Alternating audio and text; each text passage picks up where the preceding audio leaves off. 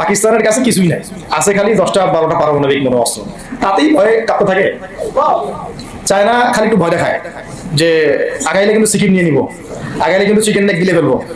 চায়নার ওই ছোট ছোট যোদ্ধাদের কাছে যে মাইকটা খায়, আর আমাদের এখানে দেখা যায় যে সীমান্তর মধ্যে একটা একটা কৃষকও যদি সীমান্ত থেকে দূরেও হাল চাষ করে, ওকে গুলি করে মেরে ফেলে। ফেলানি, ফেলানির কথা ভুলে গেছেন আপনারা? আমাদের বন্যা, এরকম কতগুলো মানুষকে সীমান্ত হত্যা করে মারা হয়েছে। আজকে গুগলে গিয়ে সার্চ করে দেখেন কতগুলো মানুষকে বিগত 15 বছরে সীমান্ত হত্যা করা হয়েছে। তো এখানে আমাদের স্বাধীনতার প্রশ্ন আসে না, এখানে গণতন্ত্রের কথা আসে না, সার্বভৌমত্বের কথা আসে না, না, বরং তারা ক্ষমতার জন্য ওদের কাছে ঈমান বিক্রি করে দিয়েছে। ক্ষমতার জন্য এই উগ্রদের কাছে, মানে উগ্র হিন্দুত্ববাদীদের কাছে ওরা তাদের ঈমান, ওদের আমল, ওদের তাকওয়া, ওদের দিন সব বিক্রি করে দিয়েছে।